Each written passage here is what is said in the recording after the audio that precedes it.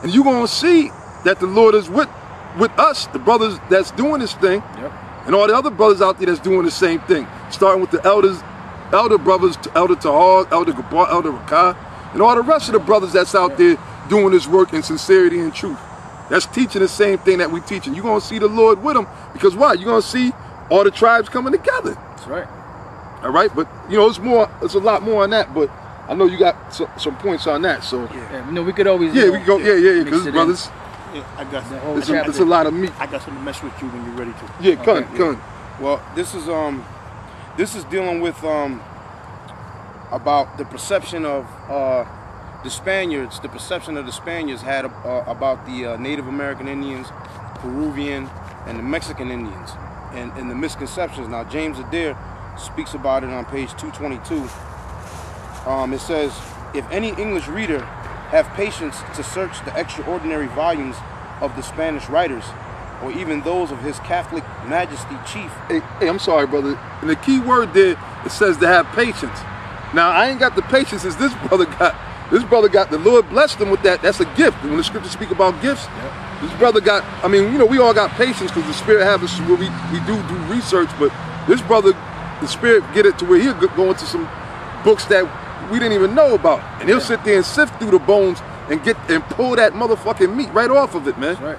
But now the problem is with you guys, you don't have that patience. Right. And that's why it's easy to just say, oh, it's a black thing. Yeah. It's easy to, you know, you guys, you don't want to use your brain cells, man. You want the fucking easy way out, man. That's a typical fucking nigga. Yeah. And always want the easy fucking way out. No, brother. That's a typical fucking nigga. It's a spirit. You know? Want the easy way out. A lazy fucking nigga. Yep. That's what that is, a lazy ass nigga. That's a nigga. It says, if any English reader have patience to search the extraordinary volumes of the Spanish writers, or even those of His Catholic Majesty Chief Historiographer, he will not only find a wild portrait, but a striking resemblance and unity of the civil and martial customs, the religious rites and traditions of the ancient Peruvians and Mexicans and North Americans. According to the manner of their Moorish paintings, likewise, the very national name of the primitive Chickasaw, which they style Chichamicas. That's how the Mexicans say Chickasaw. They say Chichamicas. It says, in whom they repute to have been the first inhabitants of Mexico. However, I lay little stress upon Spanish testimonies, for time and ocular proof have convinced us of the labored falsehood of most of their historical narrations concerning every curious thing relative to South America. Boom. So James Adair says you can't trust the shit that the Spaniards are saying. Right. That's what he's saying right there. Yeah, because the Spaniards' whole purpose to come into the so-called New World was to destroy the people that were here. Exactly. And exonerate, you know, I'm not exonerating, but basically to take the records that they have and destroy them, so that they can seem like they're just savages. You know, they had no records, they had nothing, no written history. They didn't do any great works. You know, so that's what they wanted to destroy the records so that they could be justified. You know, by taking their land. And that was the main thing, because they already had dibs on this side of the world. That's right. Before Columbus and all of them came over here. Yeah, they divided it and cut the pie up while they was there in Spain before they got here. They sliced the pie up and said, you're going to get this, you're going to get that. Yep. And they already knew who was over here. And as we read further in, it's gonna go more into what this brother Elder Ramlab is talking about. Okay. It says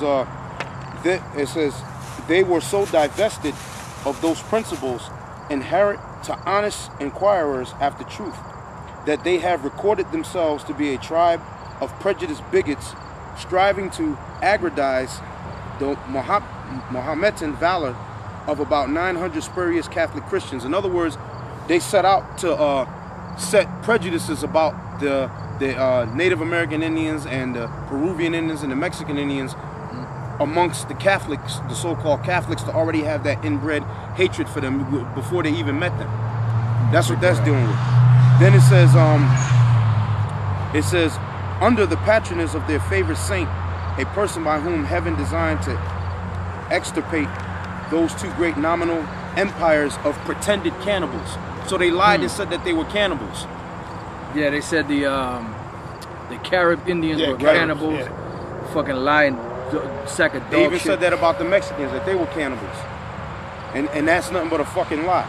It says they found it convenient to blacken the natives with ill names and report them to their demigod, the Mufti of Rome, as sacrificing every day a prodigious multitude of human victims to numerous idol gods. They learned worldly is already fully acquainted with the falsehood of their histories. The learned world is already acquainted with the falsehood the falsehoods of the Spaniards, of the accounts that the Spaniards gave. Right, and then he said they blacken their faces. In other words, they put a bad name on them. Exactly. I got a quick precept just to back that up. Yep. This is Deuteronomy 28 and 37. And thou shalt become an astonishment, a proverb and a byword among all nations, whither the Lord shall lead thee. So basically, what the brothers read now is letting you know that that curse was on who? On Israel. Yep. So it was on them. They blackened their names. They basically they went around and slandered them. Exactly. Okay. They straight up fucking lied. It says, the learned world is already fully acquainted with the falsehood of their histories. This is page 223 in James Adair's book, History of the American Indian. Reason and later discoveries condemn them. Many years have elapsed since I first entered into Indian life, that's James Adair speaking, besides a good acquaintance with several southern Indians who were conversant with the Mexican Indian rites and customs, and it is incontrovertible that the Spanish monks and Jesuits, in describing the language, religion, and customs of the ancient Peruvians and Mexicans, were both unwilling and incapable to perform so arduous an undertaking with justice and truth. They did not converse with the natives as friends, but despised, hated, and murdered them for the sake of their gold and silver, and to excuse their own ignorance and most shocking, cool, premeditated murders. They artfully described them as an abominable swarm of idolatrous cannibals offering human sacrifices to various false deities and eating of unnatural victims. Nevertheless, from their own partial accounts, we can trace a near agreement between the civil and martial customs, the religious worship, traditions, dress, ornaments, and other particulars of the ancient Peruvians and Mexicans and those of the present North American Indians. That's one point. Oh man. Hey, now read this real quick, brother. Right ahead. Yeah, go ahead. This is it's a site. It's a site it's called Hope of Israel, right? Basically the saga of ancient Hebrew explorers. Now they have a segment called Hebrews in the America. They asking the question. Right. Hebrews in America, 1000 The Hope of BC. Israel, that book is by Manasseh ben Israel. Right, by Manasseh. Right, Khan. Yep.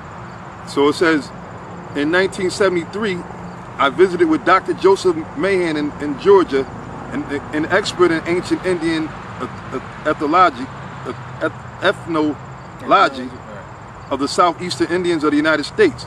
He showed me samples of pottery uncovered from the waters around the Bahamas and told me of Indian legends, including that of the Yukis, which, you know, is one of them Peruvian tribes, right? So stating they had migrated to the area of Florida and Georgia from the region of the Bahamas, according to their legends. The islands sink beneath the sea and they fled for their lives.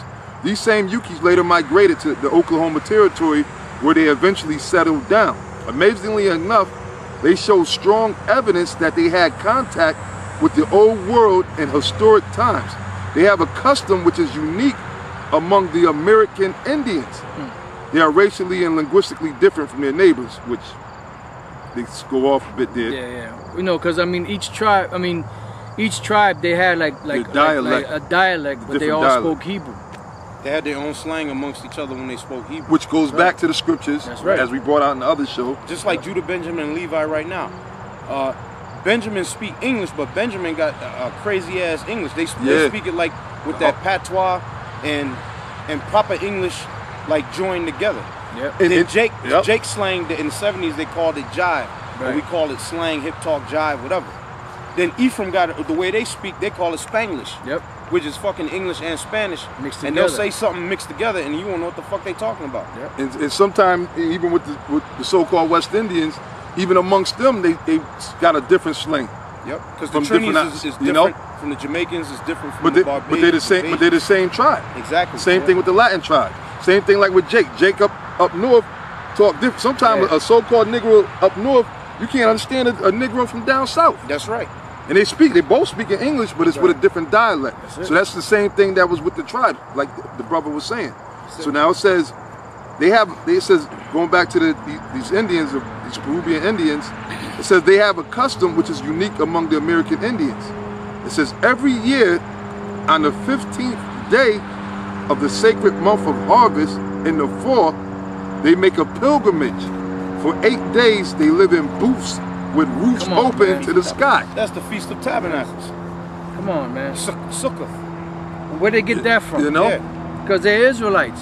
We told you already they brought the records here, but the damn Spaniards burnt the records. Yep. You know, they had the Torah here and the Tanakh and all them books. They had them here. But what happened was the so-called white men burned them. The Edomites burned them when they came over here. Out of fucking jealousy. Yeah. And just so they could steal their land. Yep. So they can justify themselves with that manifest destiny bullshit. And taking them over. I got something real quick right here. This is Romans 2 and 14. For when the Gentiles, meaning the Israelite foreigners, which have not the law, do by nature the things contained in the law, these having not the law are a law unto themselves. Why? Because that law was and custom was already embedded in them. Yep. That's why they kept they kept the Feast of Tabernacles. You know, so they didn't eat swine. You know, they circumcised their children. They did certain customs that the Israelites did. They wore the borders of blue, the fringes and the borders of blue, and different other customs that they did. Issachar, the so-called Mexicans, they're known for what? They're unleavened bread. Yep. That's in their spirit. And they masters at that thing, man. The tortillas and stuff that you love. That's right. That's unleavened bread. You know, you don't hear about Hamites making unleavened bread. That's right. That's what they going. Doo-doo. You know, but it's a lot more information there. But you know, the brother brought that point out, so I was just connected. Added. Yeah. But it's a lot. Like I said, it's so much information and it's so vast. Yep. Where that's how we know that we at the end, man. Yep. You know, so you brothers can't even keep up with it. I mean, if we was to bring out all the information, we'll be this will be like a 20-hour show. Or we'll be here all day, all night. Yep. You know, so we just try to get the most pertinent points. You know, and then when you brothers get the information, you go and you read it up, and then you might find other things. Yeah, done. You know. Done. Got some more for you. Okay, page 226.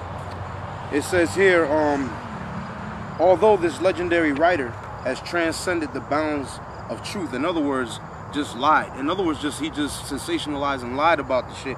The writer is talking about is a man named David Ingram, who's he's another historian with an account about the Indians, Native American Indians, Peruvian, Mexican Indians. It says, yet where he is not emulous of outdoing the Jesuitical romances, because this guy was damn near outdoing the lies that the Jesuits wrote. That's what he's talking about. He says Jesuitical romances. The romance, in other words, that the Jesuits had with demonizing and making the Indians look like monsters. Right. That's what it's talking about. It would require a good knowledge of America to confute him in many particulars. It says, this shows how little the learned world can rely on American narrators, and that the origin of the Indian Americans is yet to be traced. Right. I'm sorry, because the Esau's going to be biased when he writes this stuff. Of course. He's the devil. He's the devil. He can't let you know that these people that he calls savages are really royal, holy people. That's greater than himself. So you do got to be careful when you're reading stuff that these crackers write, man. That's right. Yeah, because the bottom line is, how are they going to be able to lie to the world and tell the world that they're Jews if there's all kind of evidence that these people that were here are Israelites? Right. How are they going to do that?